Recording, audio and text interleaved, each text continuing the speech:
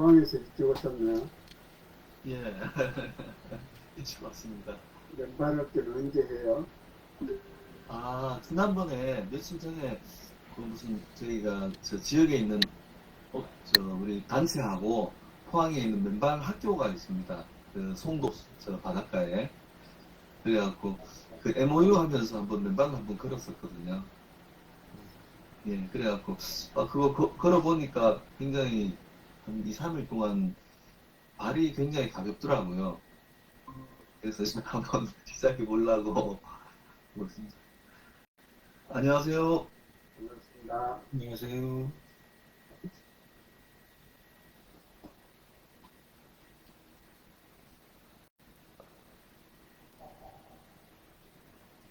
좋은 아침입니다. 예, 잘 예. 보셨습니까? 네.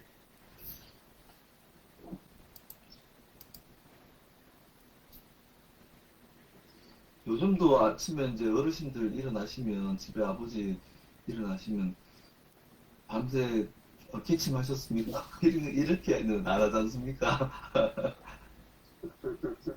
그건 실례 되지 않습니까? 그게 어른들한테? 네. 그죠? 왜요? 그러면 밤새, 글쎄, 안부 인사드리긴 한데, 네. 조금 이제 기침하셨습니까? 하면 밤에 무슨, 아닌가? 그거 못 알아듣는 분이 어디 계시겠어요?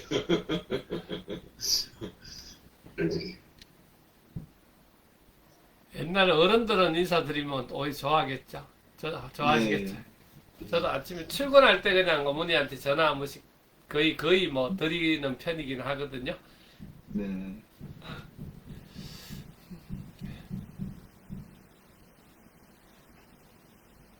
아침 인사하는 게 어떻게 좀 어르신들이 좀 안 좋게 받아들이는 경우도 있는 거예요? 아, 그게 좀, 기침하셨습니까? 뭐, 이렇게 얘기하시, 밤새, 그거보다 좀 즐거운 이 멘트로 하는 게 낫지 않을까 하는 그런 생각에. 아, 그게 이 기침이 아니에요. 그렇죠. 그건 아닌데, 예, 그냥 별일 없- 그렇잖아요. 예, 예. 예, 총체적으로 일어난다는 뜻이죠. 예. 예. 침대에서 일어날 기. 아, 예, 그러니까, 예. 일어나셨습니까? 예, 이 의미. 예. 침대입니까? 예, 그러니까 정말요? 침대라는 침이 이제 잠자리라는 의미에서 잠자리에 일어날 기, 그 다음에 그 잠자리라고 하는 침, 요 의미인 거니까, 예. 그러니까 몸 밖에서나 이럴 때, 그 약간 기척이 없으면 바깥에서 기침하셨습니까? 이렇게 여쭤보는 거, 이제 식사 준비라든가 이런 거 했는데도, 부착을 안 보이시면, 예, 그럴 때 쓰는 말입니다. 기침하셨습니까? 요새는 잘 안 쓰긴 하는데, 예, 기억은 합니다. 네. 아, 저는 그냥 콜록콜록 하는 그 기침으로 알아들었어요. 아, 그래서, 기침이라는 말을, 기상하셨습니까? 라고 하는 의미군요. 일어나셨습니까? 일어나셨습니까? 예. 아, 또, 기침이 또 그런 의미가 있구나. 일어나셨습니까? 밤새 안녕하셨습니까? 뭐 이런. 예, 그런 이런 뜻이 아니고 네. 잠자리에서 일어나셨습니까? 라는 예. 뜻이죠. 그래. 잠자리. 이제 기는 이제 일어날 기. 그러니까 잠자리에서 일어나셨습니까? 그런 뜻이죠. 네네네. 그러니까 이제 보통 문을 열지 않는 상태에서 문 밖에서 인사를 하잖아요. 네. 어르신한테. 네. 일어나셨어요? 하는 뜻으로 기침하셨습니까? 하고 얘기하는 거죠. 예. 예. 예. 그렇군요.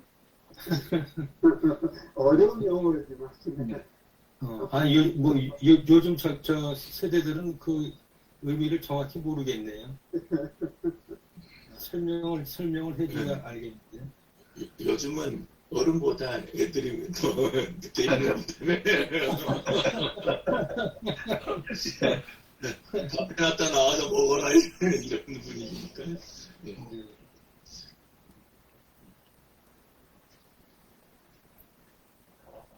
자, 지금 8시, 오늘이 벌써 돼가네요. 네, 오늘, 목요 구몬 파티 시작하도록 하겠습니다. 네. 참석해 주셔서 고맙습니다. 네.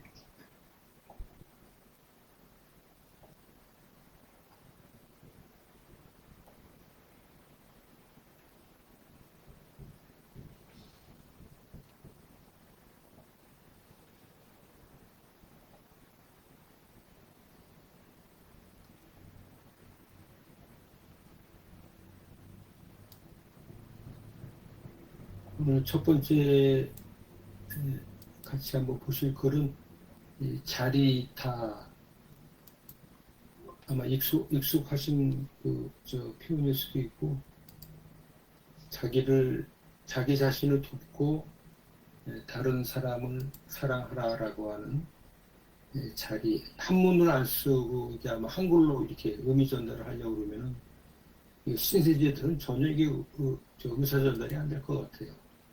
한문이 교육이 참 중요하다고 생각하는데, 자기 자신을 사랑하고 다른 사람을 또 도와라. 우선 자기가 중요하고, 그 다음에 자기 자신을 사랑하는 그런 그 부분에서 다른 사람을 진정으로 도울 수 있는 그런 마음이 생긴다. 이런 의미로 해석이 되고 있는데요. 불교에서는 자리이타를 말합니다. 나에게 도움이 되는 일이 다른 사람에게도 도움이 되는 것을 뜻하는 말입니다. 진정한 도움, 진정한 사랑은 자리이타입니다. 이런 식으로 이제 표현하는 글인데요. 이 밑에 이제 사진은 지난 3월 19일 날 하엄사의 이제 홍매 판매 행사라고 그러더라고요. 판매 행사. 인문학과 함께 하는 판매 행사를 이제 시산에서 이제 갔다 왔었는데요. 홍매라가 이제 하도 검붉어서 이제 흑매라고 얘기를 하는데, 가기 전에 이제 그 블로그에 사진 올린 거를 이제 한번 쭉 읽어봤어요. 그랬더니 화엄사의 흑매에 대한 얘기와 그 다음에 또 사진 작가들이 쭉 사진을 올린 거 보니까 이렇게 또 어떤 이게 각항사입니다. 각항사에 걸려 있는 풍경과 이 홍매화하고 이렇게 조화롭게 사진을 찍는 것들이 많이 좀 올려져 있더라고요. 그래서 저도 이제 스마트폰으로 그걸 한번 좀 찍어봤고요.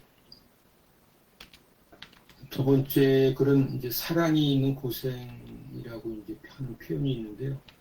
처음에 그 표현을 들었을 때 이게 도대체 무슨 말인가 이런 생각을 하면서 이제 그 내용을 읽었었는데요. 김영석 교수의 그 행복 예습이라는 거에서 이제 나왔던 내용입니다. 사랑이 있는 곳에는 행복이 머문다. 사랑의 촉도가 그대로 행복의 기준이 되곤 한다.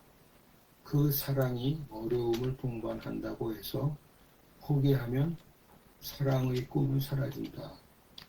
사랑이 있는 고생은 더 큰 행복을 안겨준다. 이렇게 이제 표현하고 있습니다. 그래서 이제 김영석 교수가 이렇게 대담하는 걸 보면은 행복이라는 것을 우리 선생님은 어떻게 평소에 생각하고 계신지 행복에 대한 관점을 좀 말씀해 주십시오라는 이제 질문을 던졌을 때 이 김영석 교수가 거기에 이제 그 답변했던 내용이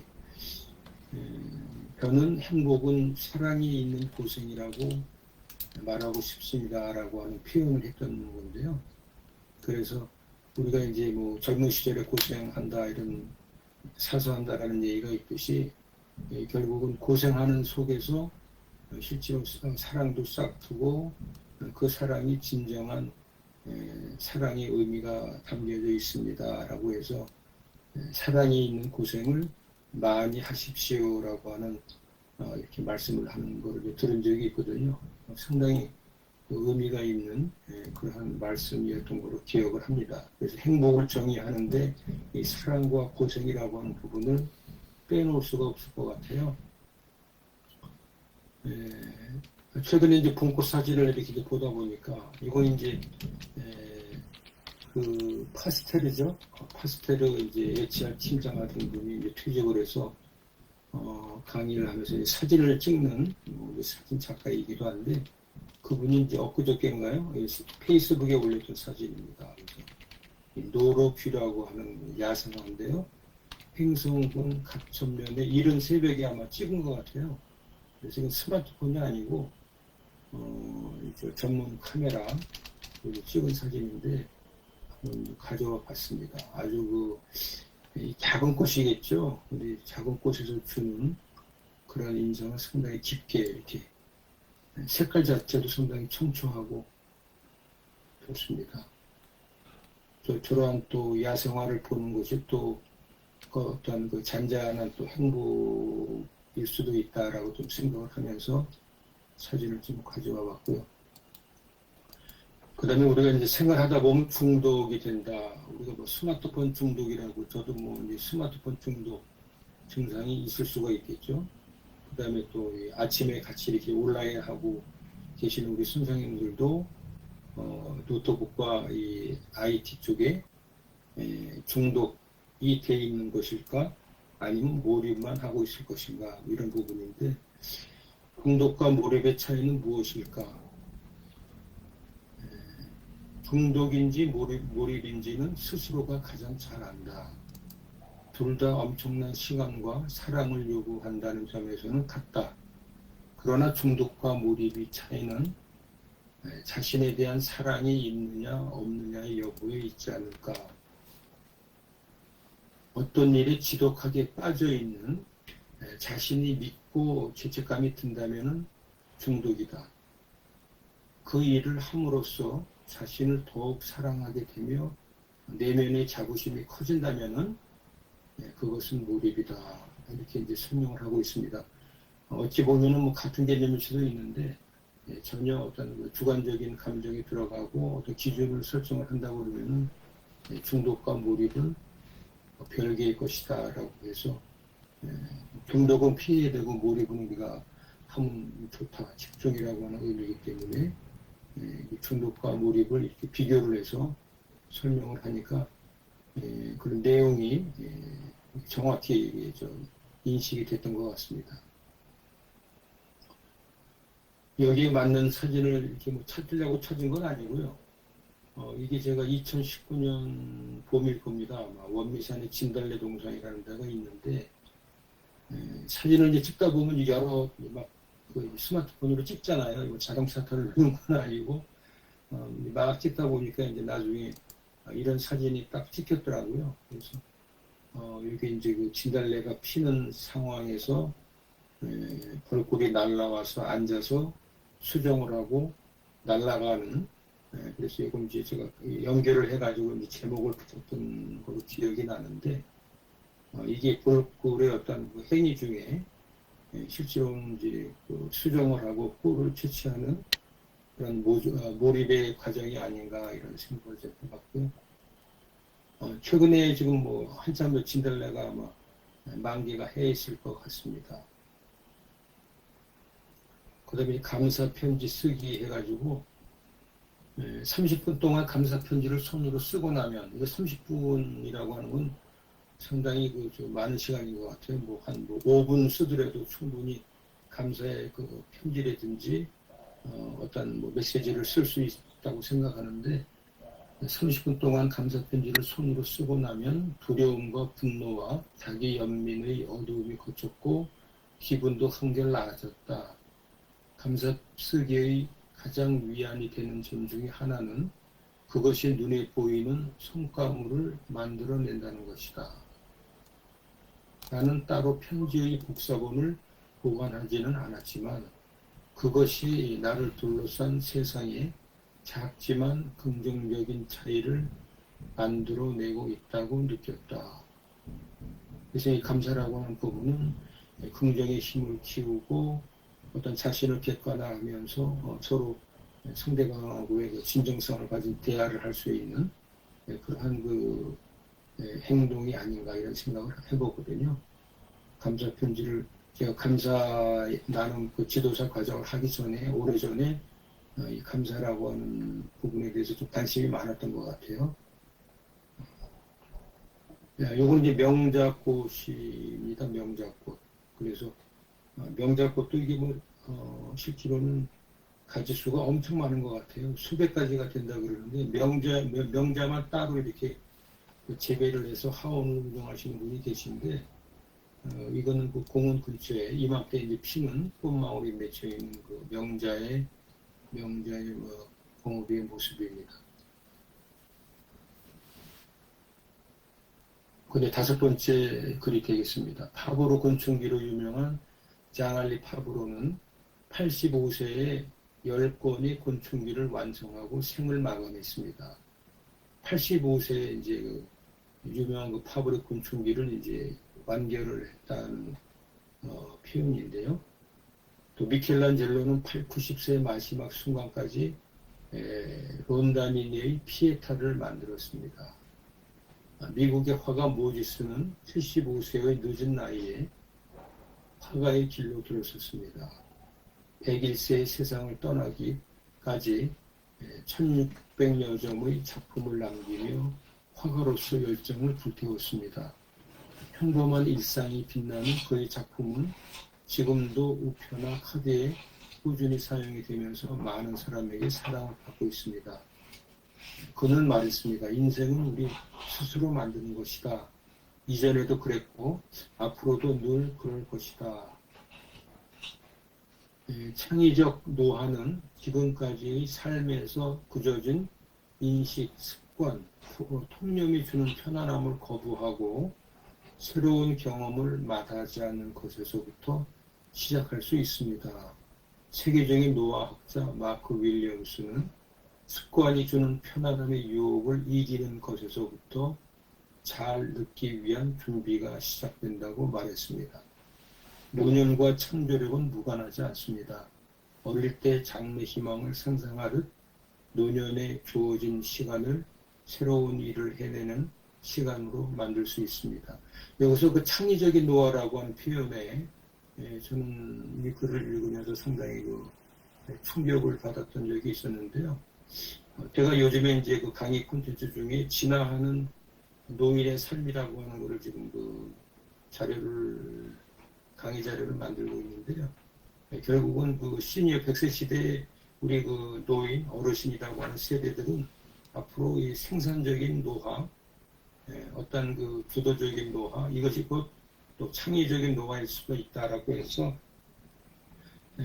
저희 그 선배 되시는 그런 세대나 오래전에 이렇게 그 뜻을 이룬 분들은 늦은 나이에 충분히 그 새로운 부분에 일을 시작을 해서 성과를 이뤄냈다라고 하는 부분들이 이렇게 역사적인 자료로도 이렇게 소개가 되고 있는 걸 보고 실제로는 100세 시대의 액티브 시니어로서의 어떤 그 스마트한 인생을 살아나가는 그 부분에 대해서 생각을 좀 해볼 수 있었던 것 같아요.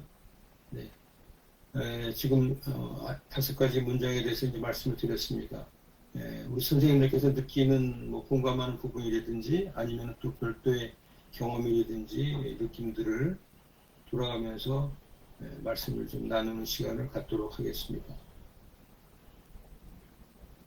여기 제가 먼저 지금 세 분이 보이고 계시는데요.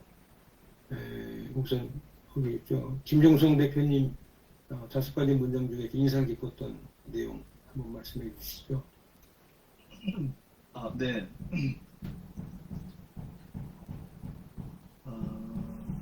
저는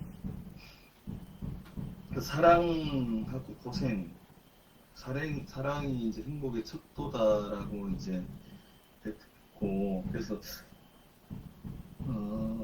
사랑하는데 사랑이 행복의 척도이고, 그러면 사랑하는데 이제 어려움이 있다고 해서 이제 목표구나 이제 포기하면 안 되는데 이제 그거를 이제 한번 생각해 봤습니다. 그래서 사랑하는 어떤 첫 번째 단계가 이제 표현을 좀 많이 해야 된다라고 이제 생각을 했고, 그래서 이게 늘 우리가 알면서 이제 표현을 하는 걸 표현해야 된다는 걸 아는데 조금 저는 이제 조금 그 과하게 이제 조금 이제 평소보다 또 이런 거 할 때는 약간 오버를 하듯이 표현을 해도 된다고 생각이 되거든요. 네. 그걸 안 하고 이제 그냥 마음속에만 품고 있으면 그게 이제 나는 이제 물론 이렇게 시간이 지나서 이렇게 알 수 있는 감정도 있겠지만 그 1번은 표현을 하는 거라고 생각이 돼서 이제 좀 표현을 좀 뭐 주변에 이제 가족들한테부터 좀 표현을 해야 되겠다 이제 생각을 좀 했습니다. 네. 이상입니다. 네. 네. 맞습니다. 네. 네. 하여튼 뭐 네. 사랑이라는 표현은 진짜 진부하기도 하고 하여튼 뭐 모던하기도 하고 하죠. 실천이 가장 이제 중요한 것 같습니다. 좋은 말씀 감사드리고요. 그다음에 공효수 원장님 한 말씀 부탁드리겠습니다.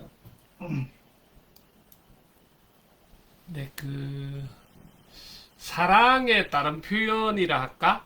똑같은 거라 할까요?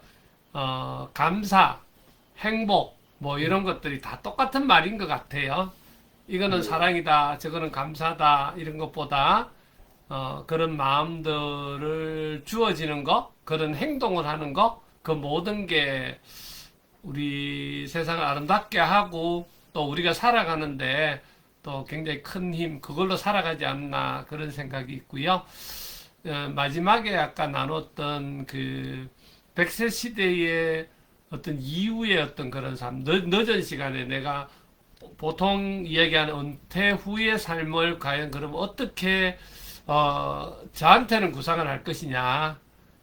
그런 분들이 이제 늦은 시간에 해서 뭔가를 새롭게 이루고 또 뭔가는 자기의 어떤 영역을 넓혀나가고 이런 모습들을 지금 이렇게 이야기를 했는데요.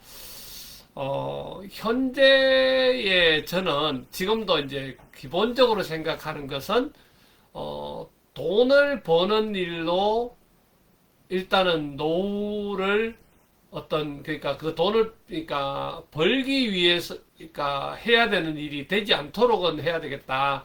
최소한 제가 그 전에 그런 노후 준비에 대한 건 금전적인 부분은 일단은, 어느 정도까지 많건 적건 기본적인 건 해결을 해놓고, 그리고 제가 생각하는 것은 어차피 제가 경제적인 거 상관없이 제가 좋아서 제가 꼭 하고 싶어서 또 새로운 어떤 도전하는 일이 생겨서 한다면 그거에 대해서는 제가 즐기면서 할 수 있을 것 같다. 그런 생각이 좀 있고요.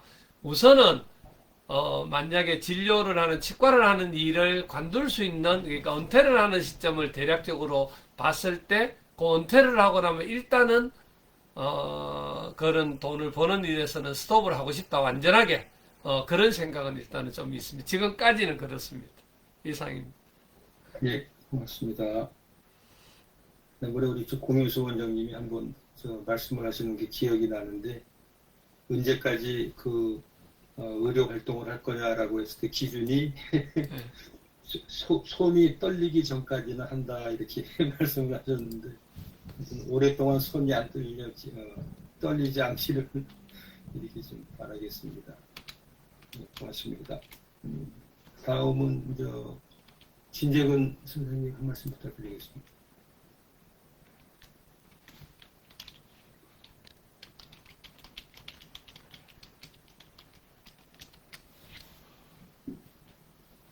마이크 꺼져있습니다.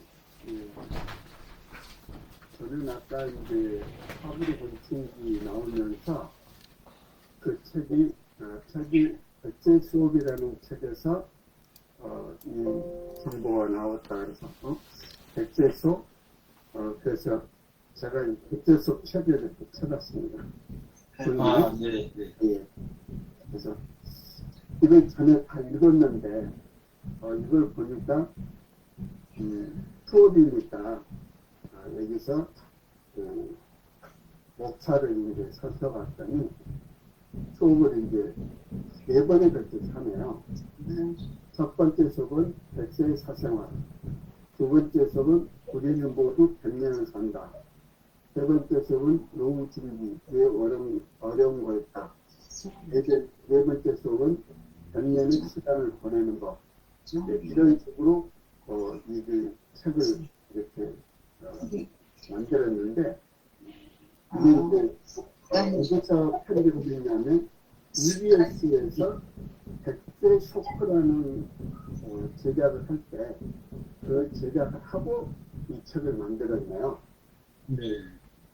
벌써 꽤 오랜 시간이 걸렸어요. 절간된 지 한 5년 정도, 2018년이니까 5년 전에 이 책이 발간됐는데, 읽었을 텐데 다 잊어먹고 오늘 또 이렇게 새롭게 소개돼서 다시 한번 이렇게 돌아보는 좋은 시간이 됐는데, 늘 이제 웰다인 강의하면서 백세 시대가 축복일까 재앙일까 이런 얘기를 합니다. 늘 그 축복이라고 생각하려면 준비를 해야 된다라고 얘기를 하거든요. 그래서 이 준비는 여기에서 이제 소개해 주신 창의적인 노아의 삶을 살아야만이 가능하지 않을까 그런 생각을 해봅니다. 이 정도로 마치겠습니다. 네, 고맙습니다. 윌다인 쪽에 지금 전문가이신 우리 진재근 선생님께서는 지금 창의적인 노화를 이렇게 실천하고 계시는 그런 그 레전드라고 저는 생각하고 있습니다. 감사합니다. 저희한테 많은 가르침을 주고 계셔서 저도 제대로 배우려고 많이 노력을 하고 있습니다. 감사합니다. 다음은 우리 강균환 대표님이 들어와 계시네요. 네, 한 말씀 해주시죠. 네. 저는 지금 눈에 보이는 그 습관이 주는 편안함의 유혹을 이기는 것부터라는 것이 가장 오늘 이렇게 와 닿는 것 같아요. 습관이 네. 주는 편안함의 유혹을 이기는 것. 그래서 지금 계속 그 글을 보면서 이 뜻을 어떻게 설명을 해야 되나 이러면서 봤는데, 아까 공 원장님께서 말씀하시는 말하고 이렇게 생각을 해보면서 저도 똑같고, 칸트는 행복하려면 일이 있어야 된다고 해요. 근데 그 일이 꼭 경제적으로 내가 여유를 가져야 되겠다 그것보다는 그냥 남한테 봉사하는 것도 일이니까, 그래서 공 원장님 이렇게 의식을 하는 그것도 내가 이거 행복하게 이 아프신 분들 치료해 주는 게 약간의 경비는 받겠지만 내가 이게 봉사다 그러면 언제까지 하실 수 있지 않나라는 생각이 들어요. 그리고 이제 저 자신에게는 습관이 주는 편안함의 유혹을 이기는 거 뭐지? 내가 지금 현재 하는 것들이 내가 옳다고 생각해서 이렇게 습관적으로 하는 게 이게 맞는 건가? 이런 생각을 하면서 마치도록 하겠습니다. 네. 네, 맞습니다. 네. 네.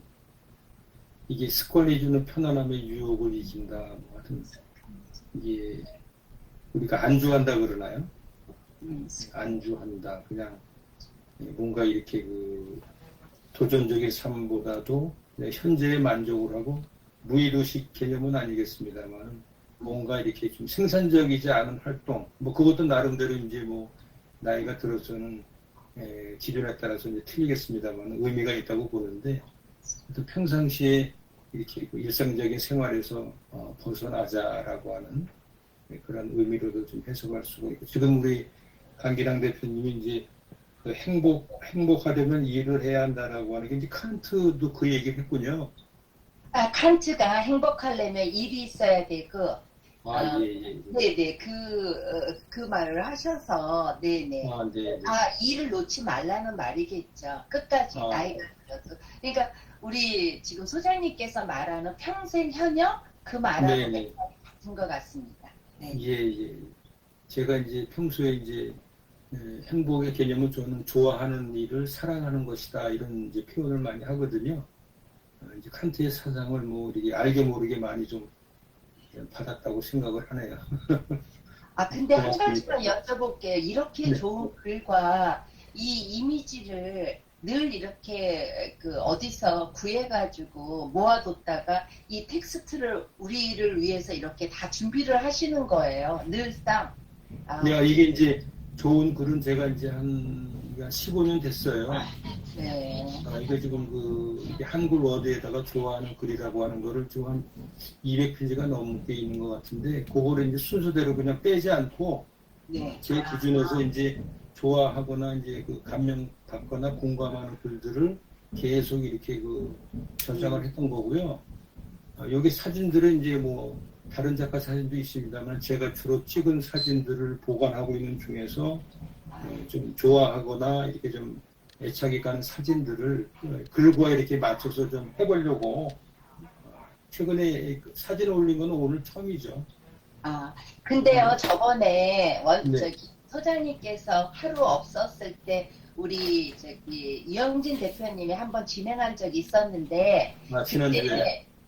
그때 명언을 어디서 이렇게 다운받아서 명언을 까니까 그게 좋은 명언들이 있어서 명언과 주고받는 말을 했는데 글이 만약에 예를 들어서 이렇게 고갈이 되고 없을 때는 그 방법도 한번 생각해 보는 것도 가끔은 괜찮은 것 같다라는 생각이 그날 한번 해봤습니다. 네, 맞습니다. 네, 실제로는 우리 선생님들이 좋아하는 글들을 가지고 와서 소개하는 시간, 그런 것들도 실제로는 의미가 있고 중요하다고 봅니다. 그런 부분들은 중간중간에 협의를 해나가면서 이렇게 운영을 해나가도록 하겠습니다. 지금 또 들어와 계신 분이 유영진 대표님 한 말씀 해주시죠.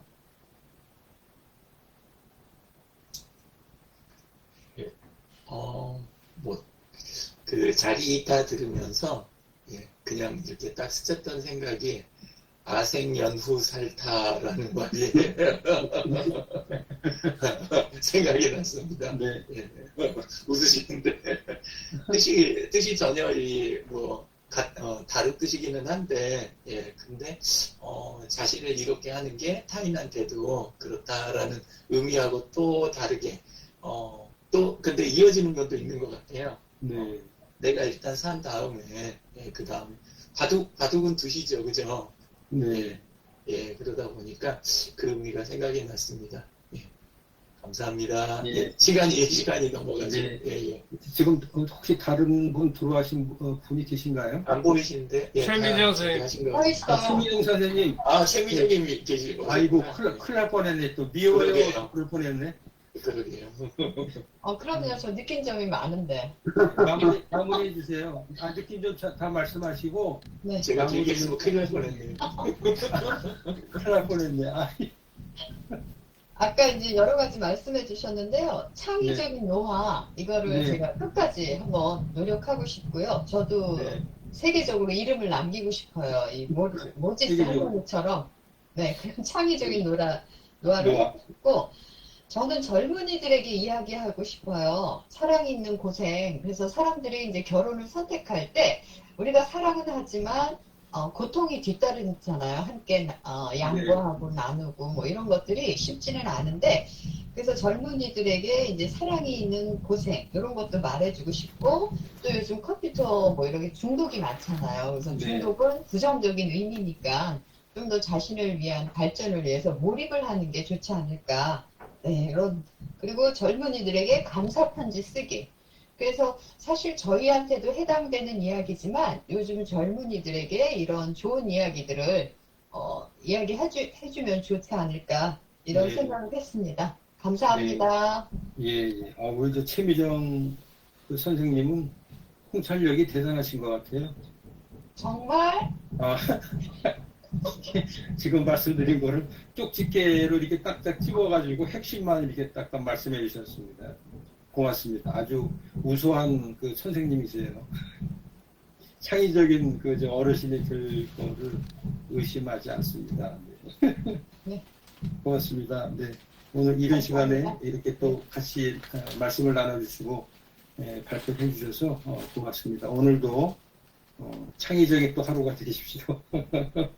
네, 수고하셨습니다. 네, 감사합니다. 감사합니다. 네. 네.